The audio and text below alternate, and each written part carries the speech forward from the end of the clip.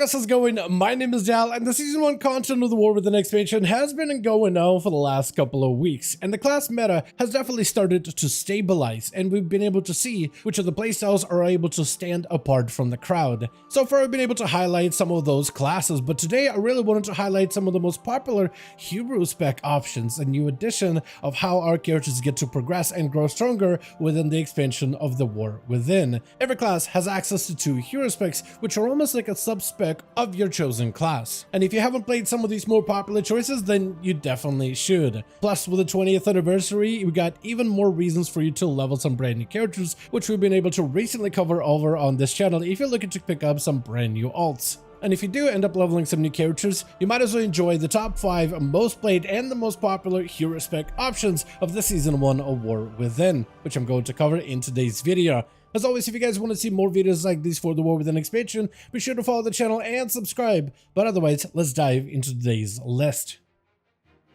So in no particular order, let's start off with the Herald of the Sun, which is definitely one of the more popular hero options by far that is shared between the Holy Paladins and Retribution Paladins alike. The actual thematics of Herald of the Sun are that of Paladins that have developed a bond with the sun and use its light to burn away their foes and cauterize their allies' wounds. Their main primary ability that sets them apart from others is the ability of Eternal Flame, which replaces your Word of Glory, providing instant healing but also some healing over time components and allowing that healing of Eternal Flame to be more effective when cast on yourself. Their special mechanic is going to be Dawnlight, where when using certain special or spec-specific abilities, allows them to apply a strong, either a damage over time or a healing over time effect to their targets. And a portion of that Dawnlight that radiates off of that target will heal or damage nearby foes. This allows both Holy Paladins and Retribution Paladins to explore some healing over time or damage over time mechanics. The damage over time and healing over time components allow Paladins to utilize certain talents that actually play off of those effects specifically,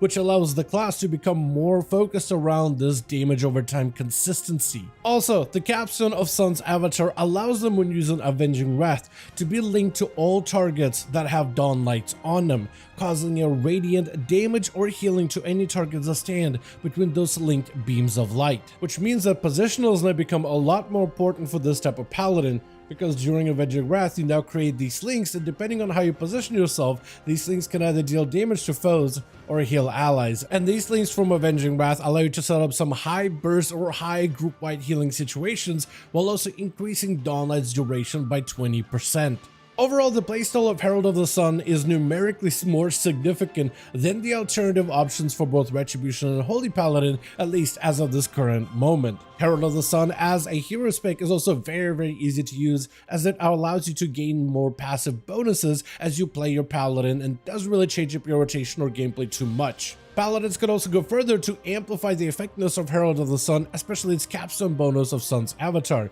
Like Retribution could spec either into Crusade for a slightly longer duration of Avenging Wrath, but with a longer cooldown, or to go for 1 minute CD of Avenging Wrath with a 20-second duration, or to go even shorter to use Avenging Wrath every 30 seconds together with Wake of Ashes, which could also trigger additional procs of Avenging Wrath outside of major cooldowns that allows them to fully harness the power of Herald of the Sun. Holy Paladins do not have nearly as much flexibility as Retribution when it comes to the Herald. For the most part, they will be playing around a 2-minute strict window of Avenging Wrath. However, with the talent of Awakening, while in combat as they spend Holy Power, they generate stacks of Awakening. And after a few stacks of Awakening, their next Judgment will deal additional damage and will proc Avenging Wrath for 12 seconds, which allows them to get more out of Herald of the Sun to use it in between of their strict 2-minute burst cooldown. Then we have the class of Mage, where both Arcane and Fire have fully embraced the Sun Fury playstyle. With Sun Fury, you get to channel your inner Chaos Sunstrider, where you focus on harnessing the raw power of Arcane Flames, and can even call upon a spell Fire Phoenix to aid you in combat. All Sun Fury mages get to summon an Arcane Phoenix whenever you use abilities such as Combustion or Arcane Surge, which summons a very powerful pet to help you in combat, which deals a significant amount of his own personal damage that can be both AoE focused or even single target focused depending on the encounter. Outside of the Phoenix, the basic gameplay of Sun Fury is to generate as many Spellfire spheres as possible, which you get to do through basic combat gameplay that fits both Fire Mage and the Arcane Mage playstyles. As you generate those Spellfire Spheres, you get to enhance your basic abilities with things such as Burden of Power, as well as Glorious Incandescence, and as you generate more Spellfire Spheres, it actually gets to fuel your Phoenix further by increasing the potency of that Phoenix and extending its duration to be out a little bit longer in combat. Sun Fury for the most part is a very easy to use hero spec that simply amplifies all of your basic combat abilities. The Phoenix itself is a very highly potent combat pet that's been really ironed out to be as accurate and efficient as possible. Previously, back during beta and alpha of this expansion, it used to be very sporadic, hitting any random targets, but ever since the live realms, they really got it to be more focused to make sure that it always strikes your priority target, and it's an easy pet to manage, unlike some of the other pet-based classes that we have in WoW. Also, the capstone of Sun Fury is incredibly fun and also extremely rewarding. When the Phoenix fades, you get granted a buff either with a Arcane Soul buff or Hypothermia as a Fire Mage. As a buff, it fuels you with an incredible amount of power that allows you to spam some of your strongest abilities back to back, with its duration enhanced the longer the Phoenix was out in combat. The next hero spec on the list is the Felsguard Demon Hunter, where most Demon Hunters try to contain the demon that is within. The Felsguard instead embrace that demon entirely, which allows them to amplify their Felfire to become even more explosive. And Felsguard focuses on enhancing Demon Hunters at their strongest, enhancing the output of the Metamorphosis abilities. As you transform into a demon, your abilities are now changed and have a more empowered version that causes them to erupt with additional fire damage. And this effect is further enhanced with the capstone that adds even more abilities into that empowerment list. And that AoE eruption in particular allows Demon Hunters to have an edge above other classes to some degree, because this Demon Surge damage does not have a target cap. Where so many WoW abilities have a target cap or even a soft cap, this is the only or one of the few abilities in the game that actually is just completely uncapped, allowing them to deal a ton of AoE damage without any limitations whatsoever. Also, Felsguard fuels Metamorphosis windows even further, because when you do use Metamorphosis, certain ability cooldowns are completely reset, which means that Felsguard Demon Hunters get to go all out with their cooldowns at all times, and are no longer contained by having to hold cooldowns back for specific moments. Instead, you are encouraged to just put things on cooldown as often and early as possible, because you're gonna get all of these abilities again for the next time when you transform into that demonic form. And visually, the actual Metamorphosis transformation isn't all that different, but the use of all these abilities that has this fell eruption around it does look definitely very striking. And what helps make Felsguard Demon Hunters popular and effective is just how easy they are to play, since it mostly focuses on empowering the Metamorphosis, which is when Demon Hunters are at their strongest. So it amplifies you during the best moments of your Demon Hunter, whether you play as Vengeance and you're looking to tank, or if you're playing as Havoc looking to unleash the maximum amount of chaos. Another popular hero spec choice is the Stormbreaker Shaman, which is often played by Elemental and Enhancement. The Stormbreaker Shamans get to fully embrace the lightning and thunder, and can transform their lightning bolts into a powerful ability called a Tempest, which strikes with a lot more damage, deals cleave damage, and has other talents that can play off of it, such as Arc Discharge. On top of this, the ability also has got one of the best visuals, but also one of the best sounds behind the actual thunder strike.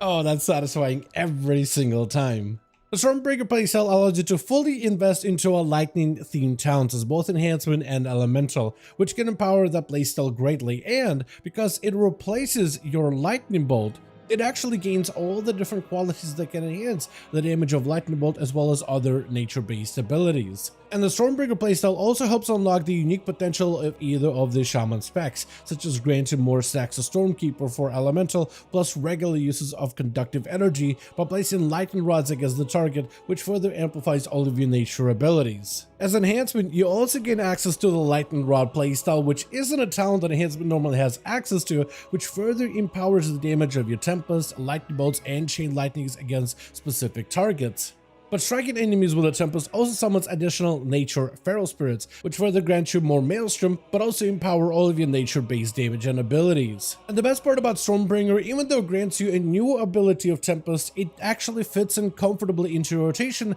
since it just replaces your lightning bolt and doesn't require a separate keybind, which makes it much easier to use as elemental and enhancement. It has fantastic visuals and a fantastic sound behind the ability, but also a massive potential to roll out some incredibly good damage with the Tempest, especially in AoE situations. But of course I wanted to save the most popular and the best hero spec choice by far, which is as of this moment has the most amount of popularity when it comes to any class spec combination and a hero spec combination in dungeons or raid content, and that is the Deathbringer Death Knight. Deathbringer Death Knights are emissary of death that derive a lot of the power from the Shadowlands, which as an expansion had mixed reception, but as a zone with thematic components behind it, it is full of that Reaper Death Knight flavor behind it. As for the thematics, it doesn't really do much for the Spec of Frost, but for Unholy, it does change the Blood Bowl to derive a power from the Shadowlands instead of from the Sanguine Arts. So it gives it more of a blue hue that derives it from the Undeath, or rather